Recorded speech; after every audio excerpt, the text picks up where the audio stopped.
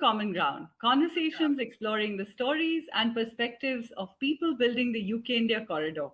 My name is Lakshmi Kaul, and I'm bringing you this UK India series for Global Order. Recently honored with an MBE, he's a UK government civil servant specializing in AI, digital data, and technology. He's deeply committed to strengthening the UK India living bridge through policy, community, and innovation. He has been actively contributing to conversations around India UK educational and cultural collaboration, while also advocating for stronger regional connectivity between Scotland and India. At a time when identity, migration, education, and AI are all reshaping the world around us, this feels like a particularly relevant conversation. Please welcome Puneet Dwivedi MBE. Hi, Puneet. Hi, Lakshmi. Thank you. Thank you for having me and such a generous introduction. Loved it.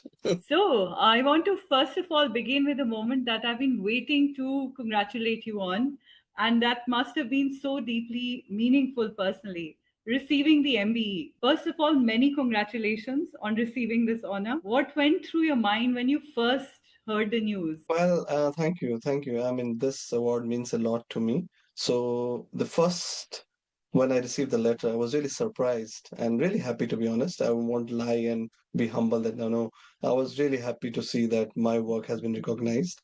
And I feel that I had a sense of gratitude that because, as you know, Lakshmi, that these are not an individual, you cannot achieve things. So I reflected on the communities, the endless numbers of volunteers I worked with for different organizations and mentors, including yourself, and family, people who quietly support my journey over the years. So yeah, I think I was very happy to receive this award, and I don't know if it has changed anything to me. And I heard.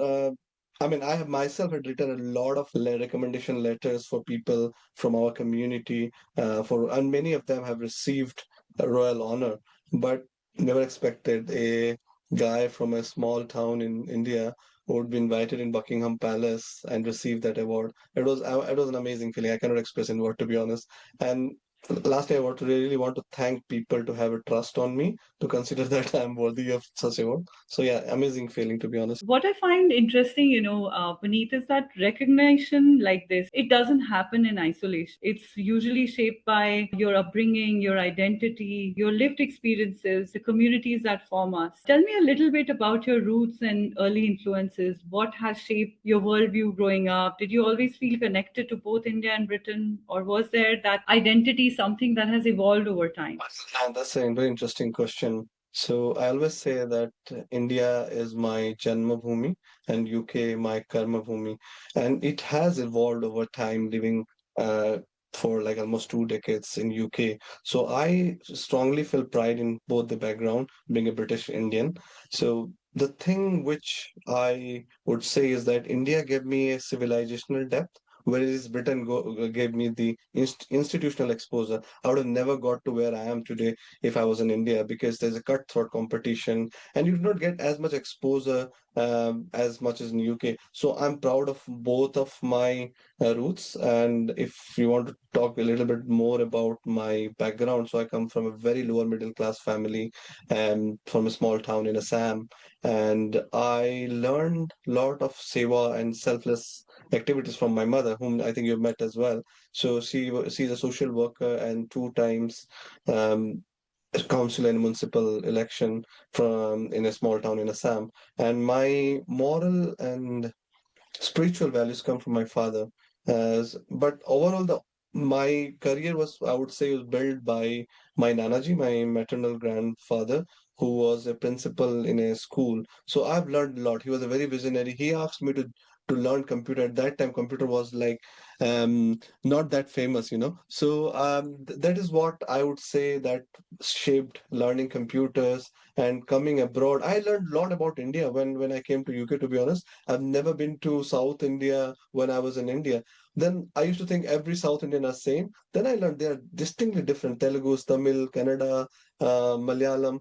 And as you know, in most IT companies, there's a lot of Telugu people and Tamil people. So I learned a lot about India while living in UK, which I would have never learned if I would have just stayed in India. So overall, Britain gave me a lot of opportunities, financially, fame-wise, and to create impact for both the countries. And it is a melting pot of cultures that you've rightly Yes. pointed out. And you live in Scotland, which is very different from London or anywhere else, but it still has a lot of population from all over the world. For many diaspora communities, when we travel to different countries, you are constantly balancing an act of integrating to the local cultures and preserving your own roots and cultures and remaining connected. Have you had to navigate that personally? For me, personally, I never saw that cultural identity is something you have to hide in order to fit in, you know. I always say pride in my faith, or my heritage, Indian heritage. So, in fact, some of the most meaningful community work which I have done over the year was by expressing our Indian culture in a way that to build bridges. For example, the Raksha Bandhan, I took Raksha Bandhan festival out of the family celebration to community and temple festival. So almost 10, 12 years ago, started Raksha Bandhan in across all the cities in Scotland, where we honored the British Armed Forces, police, firefighters, and during COVID, after COVID, and during COVID, NHS staffs as well. So as you know, that traditionally Raksha Bandhan is about what bond of protection, and mutual responsibility. And you realize that these are British values as well. So these values are universal. So you don't have to shy away. How you can express your feeling in the same way, we celebrate St. Andrew's Day by eating nips and tatties, flashing Union Jack for King's birthday, Platinum Jubilee. Amalgamation of both culture and integration is really important. And I think one of those things which I would really highlight is I did the first, as you know, the first Diwali celebration in Scottish Parliament in 2019. It wasn't just about lighting lamps or clicking a picture with member of parliament. How can we show our cultural confidence at institutional level? So these are a couple of small things which I think you don't need to balance. It just happens. If you show your culture in a good way, you integrate well. That's what I think. You don't need to be having cultural amnesia to say that you have to forget your roots and completely accept. I mean, for me, it would be really difficult because I was born in India, so I'll always have that root of India in me, and but again, accepting British culture as a so yeah, combination of both. Let's talk about the India UK relationship. Actually, I'll say India Scotland relationship because you have been very heavily campaigning for that connection. What does that mean to you beyond diplomacy and economics? Although professionally, as you know, I work in data and AI, but I strongly believe that any relationship, whether between individuals or nation, only thrive on people. So we often talk about GDP, free trade agreement, diplomacy, and all those big talks. Who are these ultimately mean to benefit? People, definitely. So I have seen this directly through my work with INSA, which you have been one of the founding member. When we support Indian student across UK university, you stop seeing these students as just numbers or migration number or policy discussion. You see a human story, a student coming thousands of miles away from his family, trying to find his career path, taking up a lot of challenges, adapting to a completely new culture and climate. So I think beyond diplomacy and economics, as you mentioned, I think the future India-UK relationship would increasingly be shaped by the talent flow, which I'm very passionate about. How we can collaborate, India, you can collaborate, research partnership, entrepreneurship partnership, and people to people trust, which is really important. As I work for government, government can only create a framework, but it is us, the people. For example, we're having a podcast. So how are talking about India relationship? So only these can be sustained by human connection. As you must have seen, a lot of high commissioners and consulate in their speeches mention living bridge, an Indian diaspora as a living bridge. So how we are the bridge through which the India-UK relationship would walk through. So as an Indian diaspora, I believe that we have to have a human-to-human connection. Without that, any economics, any GDP, any free trade agreement won't work. Absolutely. And it is this living bridge that creates the recognition of Indians globally. So we're seeing a lot of Indian origin representation in, UK life, UK public life. What does that shift say to you about modern Britain? I think absolutely. If I'm being very honest, yes, there are barriers, and there are when there is an expectation from the community, and you're not able to fulfill those expectations. So one of the things in community is that they want, if you're, for example, I understand the pressure when somebody from Indian diaspora get elected to parliament. So the community asks them to advocate for them very strongly. But you have worked with Bob Blackman and other MP, but you know that when you are within the system, there are practical issues. There's a system. It's not quite possible to do everything, but you have to balance with baby steps and with patience. In Scotland, I would say we are way behind England, in my experience. That is why I took up a lot of community work in various fields. Because I found that there is a lot of identity crisis for Indian. We are mixed up with other Asian people. When I took Diwali sweets to my neighbor, then he said, "Are you going to the mosque now?" Or, for example, when I'm fasting in office, they say, "Oh, you're good Ramadan." When I'm fasting for Navratri, so I felt that our identity was not primed in Scotland. However, in UK and rest of the UK, in England and other, we were doing very good. So I would not blame the diaspora community because the diaspora is quite new. There are very few people who are second or third generation in Scotland, and they were just trying to build their family and home, and not everyone want to take up this challenges. So yeah, a lot work has to be done for Scotland, and I hope we will, because as you understand, most Indian are very money oriented mindset. They want to earn, settle well, buy cars, bigger house, and then bigger house. Very few people who want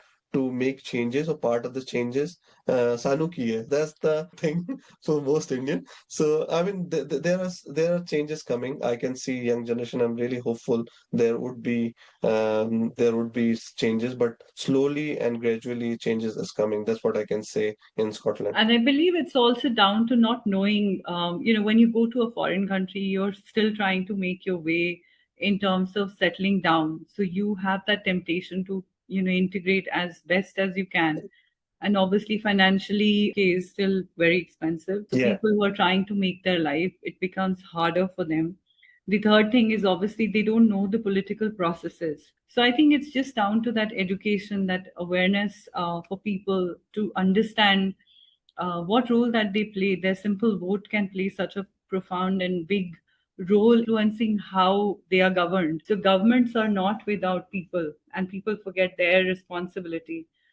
So I think slowly there's more awareness that people are more politically aware, not meaning that they do politics, but they play their part as as their civic duty. I think that is to be understood by everyone. So I want to interject and say one point that we need more role model like Lakshmi Kaul in Scotland, where people get, because there is no awareness. And slowly I tried my best, and a lot of other people in the community tried best. But for younger generation, we would need more role model who can lead by example. Let's talk about something that you've been very, very vocal about, and I think it's become your passion project. So you've been very, very active about something that may sound very logistical on the surface, but direct flights from Scotland to India. It actually reflects a much bigger conversation around access, opportunity, visibility. I want to know what motivated your campaign around this direct flight from Scotland to India, and why does this matter beyond just basic convenience? Interestingly, my motivation for campaign for India Scotland flight started from something very deeply personal rather than any social reason. I'll be very honest about, I remember my mother traveling from Delhi to Edinburgh with multiple stopovers through the Middle East. And she's being elderly, navigating unfamiliar airport, long layover, language problems, and physically exhausting for elderly person. And I was constantly on phone with her. And in Middle Eastern countries, WhatsApp calls doesn't work. She used to send voice note. So watching that experience made me realize that how important the connectivity is. It's not just a transport issue; it's a human issue. So, and then after COVID, I noticed something bigger happening in and around Scotland. I see a major influx of Indian students coming to UK universities, skilled professionals, entrepreneurs, and diaspora family, even from other parts of UK settling in because work from home was norm at that time. So why not stay in something beautiful like Scotland? So, yet, despite those growing ties and growing number, there was no direct connectivity with India. So as always, I don't want to sit with a problem and just think about it. So I started researching the economics and eventually brought people together for an advocacy group, which we called it Indo-Scot Direct. We reached out to all the airports, aviation minister in India, Scottish government's aviation sector, and you won't believe, Lakshmi, both Edinburgh and Glasgow airport acknowledged they have done a lot of presentations to Indian Airlines that this is a very commercially viable route, not just people, but for cargoes as well. And now India-UK free trade agreement, there will be a lot of trade happening. And in fact, there were some statistics which one of the airport showed us that there was direct connectivity to smaller population demand. For example, China in Edinburgh and China had twice a week flight, and their number were quite low than people traveling to Indian airports. So clearly there was a opportunity. It's just that there was a missing economic infrastructure. And as always, the focus of government or any commercial companies, London, Birmingham, Manchester, and Scotland comes at the very end. So, and recently I've seen huge Indian tourists that are coming to Scotland, thousands and thousands of, because a lot of my friends work in tourism industry, and the number are, and they fly to Manchester and London, then take a coach or train to come, because everybody has seen London, I think, in India, from middle class families. So they want to explore Scotland. This is one of my passion project, and whenever there's a direct flight, I promise I'll buy a ticket for you to come from Delhi or Mumbai, wherever the direct flight would be. I think it will build a lot of economic connections if there is a direct flight, not just family connection, but it will expand tourism, educational partnership. So I'm very, very passionate about it, and I'm hoping that one day I'll be able to see a direct flight from between India and Scotland. And it doesn't matter where it's Glasgow, Edinburgh, Aberdeen. It has to be There has to be a direct flight, and all the numbers says that it's a very, very commercially viable route. It's just that one airline has to. Good luck with this campaign. I'll definitely promise to travel directly to Scotland then, because Yeah. Scotland is a beautiful place. It's where the sky, the mountains, and the seas meet. It's one of my most favorite places in the UK. So I'll be very happy to travel. Scotland also has globally respected universities and great innovation systems. Why do you think that India Scotland engagement still feels underdeveloped when there's so much commonality, there's so much scope? Could it be that Scotland can become a stronger destination for Indian students, entrepreneurs, and tech partnerships, particularly? Well, I actually think that Scotland and India are still operating below their true potential. And there's a lot of reasons for that. But talking about the positives, as you mentioned, that Scotland has world-class universities, strong research capability, innovation ecosystem, and even fintech. A lot of insurance company originated in Scotland, as you know, and Scotland is one of the leading country in whole of the Europe in renewable energy. Um, when you see logically, there should be a partnership which should be much deeper than what it is, but somehow it's not happening. And there are a lot of reasons for that. For example, as I mentioned earlier, most of the time India conversation just become too London centric. Although Scotland has all those strength, but somehow it doesn't get visible in internationally somehow. So we have to push for that. So student has the access. I wanted the access. Universities wanted partnership because most of the universities are loss making at the moment, and all these institutions want research exchange. Both government are supportive. Everything is there. I'm not sure why the pathways are still so fragmented. But recently, I would say some positivity about is that, as you mentioned, the council in Scotland has become extremely active in past couple of years, strengthening business, educational, and cultural engagement. And there's been a lot of visit, as you know, that in COP26, Prime Minister Narendra Modi ji visited. So let's talk about education and how AI is disrupting education. AI change the traditional way of education itself. But I can see the school curriculum are quite disconnected from the reality of the changing world. And I'm really worried about it, to be honest. For decades, the education system has been that whatever you memorize, recall, write in the exam, and you'll be graded. But AI can do that in seconds. It can retrieve information, generate Google information and get you things which is insanely impossible for a human to do that, because machine can do much much faster. So the learning methodology has to be changed, and it is not changing, unfortunately. I am not sure about India, but in UK we are way behind taking up AI and other learning though. So I'm quite pessimistic, if I may say, about this, and I'm really worried about the next generation. They will learn something which would be redundant and will not be suitable for upcoming AI. So I don't know. I'm quite pessimist about that. It's always the case that we play a catch up game when it comes to the next generation. India, has scale, it has capability, including digital capability, while the UK has a lot of research depth and institutions. Do you think when AI can become a defining area of UK and India collaboration? I mean, you work within that space with the government. Do you see how much more can be done between the two countries? 100%. I would say the real reason is because we have both countries have their own strength and they complement each other. If you say UK has been known for deep research and ethical framework, while India is, jugaad system and bringing things up very quickly. For getting a things done in UK takes years, which can be done in India in months. And we have a testing ground for 1.4 billion people in India. So there is a lot which when we complement those two skills from both the countries, we can do massive things in AI. We already see that momentum. You must have heard about the India UK Vision 2035, where the agreement specifically highlight technology exchange, innovation, collaboration, and how to include AI and digital partnership for both the country.